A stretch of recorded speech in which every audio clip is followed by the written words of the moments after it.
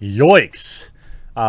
Things continue to snowball and run downhill for Kevin Smith's Masters of the Universe revelation, as I just saw a very scathing review from the Critical Drinker, which I thought was extraordinarily well done, as usual. The man literally never misses. And now, after openly denying it, Kevin Smith is coming out and saying, well, this is actually why we made the show about Tila. Even though he said that wasn't the case. He said he was making it specifically to please the fans. Kevin Smith made Netflix's Masters of the Universe revelation specifically to please He-Man fans. Some got mad anyway. Are you joking?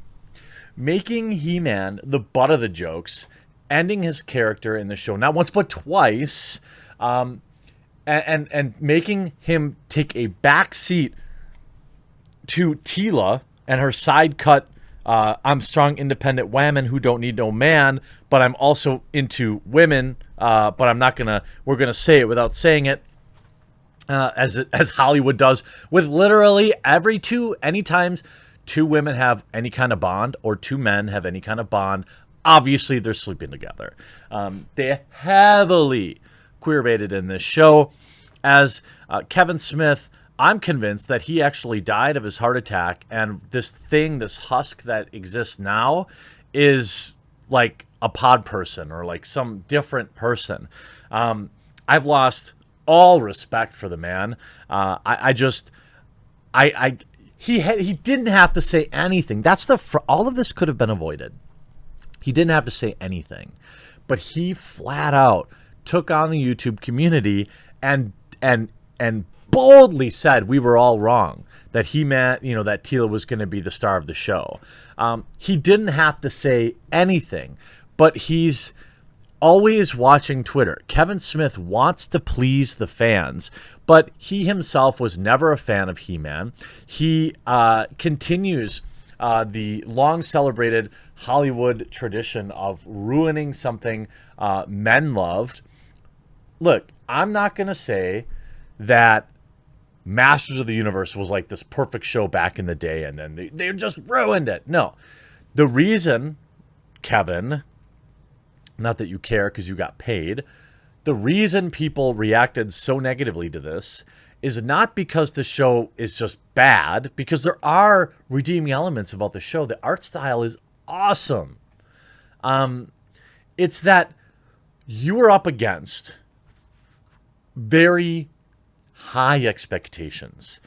People wanted you to make the He-Man show that we remembered, even though that memory was nothing like what it originally was. Does that make sense? Many people that grew up with He-Man and She-Ra, we have this positive memory of He-Man being this awesome show, but we don't actually remember much about it. It's just history through rose-colored glasses. But that was the expectation you had from the fandom, okay? It wasn't just to put a thing out there that may be a good show in its own right if it wasn't called He-Man. It was to meet what we remember as Masters of the Universe, which is obviously looked upon much more fondly than it ever was at the time. Yes, the show was designed to sell toys. That will be a big part of what this show tries to do, but I won't be buying any of these garbage toys, even though I do think the character He-Man looks awesome. In early 2019, iconoclast filmmaker, podcast host, and foul-mouthed bon vivant, got a call from his agent. Mattel, the toy company, wanted to meet, but they required that Smith sign an NDA. So Smith asked where their offices were located. He's like, El Segundo, and I'm like, Santa Monica? I'm not going out there. Smith said, so I passed. Then they called me back, and he was like, they said they'd come to your house. And I was like, okay, that's great. So he didn't even want to drive a little bit. I assume in the same state. That's great. Send them over. I'll talk about whatever they want. Sometime later, Rob David, vice president of content creative at Mattel, rolled up Smith's Hollywood home After Smith signed the NDA, David explained why he was there. He wanted Smith to help him make a Netflix series based on the 80s animated kids show He-Man and the Masters of the Universe. Anyone familiar with Smith's his Jod? I'm not even gonna. Why? Ugh. Okay. His films like Clerks and Chasing Amy and Dogma, which are 1 billion years old, might be surprised that Mattel would think of Smith as the right creative shepherd for an earnest sword and sorcery properties about a hulking Adonis in a furry Speedo and a chest plate. He was.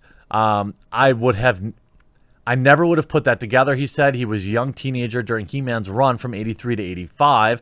He wasn't exactly a diehard fan. I almost hate-watched it because I was like, this show's for babies, he said.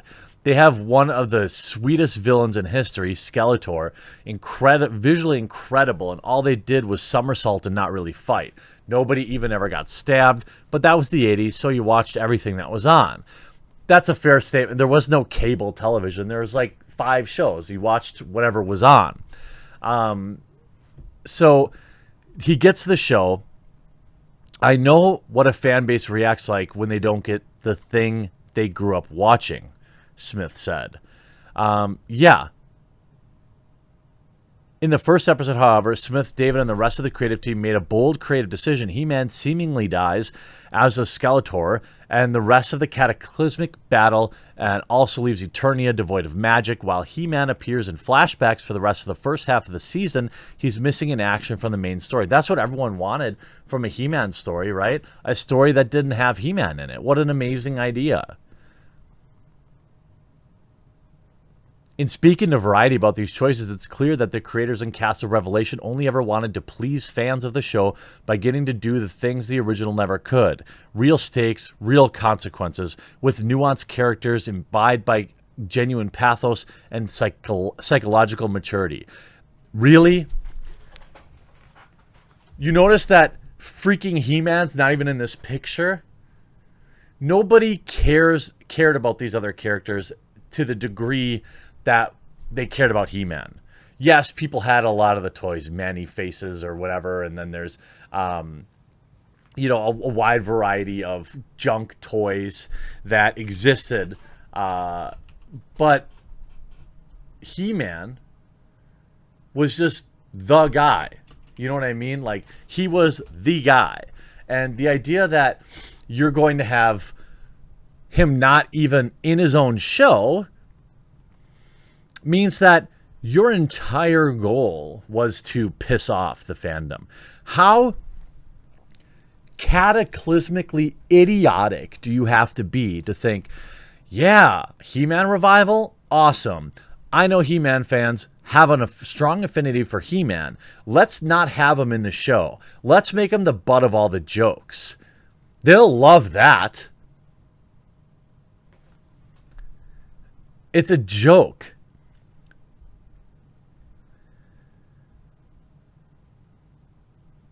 He goes, we thought having an unexpected character go on the journey in real time with the audience, he continued, we would really be able to hit on how important He-Man is and just how important those themes were. You really effing think Mattel Television, who hired me and paid me money, wants me to do effing Masters of the Universe without He-Man? Grow the F up, man. But you did. That's exactly what you did. And now the average audience scores at a 29%. For me, when I grew up, I was not as a big Star Trek guy. I grew into it later in my years, but I didn't have that love for Star Trek that many of you have. The betrayal for He-Man, for me, was like, on the level of The Last Jedi for Star Wars fans. The fact that I knew it was coming, he denied it, lied to us all, and still put it out anyway, made it even worse. Modern day Hollywood doesn't like strong, heroic white men. This is a fact. And they go out of their way to diminish He-Man in the role the entire time. This isn't even speaking to the weird plot points after He-Man, if He-Man's true identity is revealed. And there were problems with the show. If it was not He-Man, it's probably a 7 out of 10, 6 out of 10. But because it's a He-Man, it's supposed to be He-Man. Yes, it's Masters of the Universe, but everyone called it He-Man. In the age of reboots, I've watched plenty that failed to understand the source material, others that were in spirit but failed to tell a good or entertaining story, and others that were just plain awful. Masters of the Universe Revelation is by far the worst of them. It fails in every way. A lazy insult to fans of the franchise. I know bait and switch is an oft overused phrase when it comes to casual critiquing of media, but seriously, if there was ever a reboot deserving of that criticism, it is this show. A real shame. If I could rate this show a 0, I would. Hope you enjoyed this video. We'll talk to you again real soon.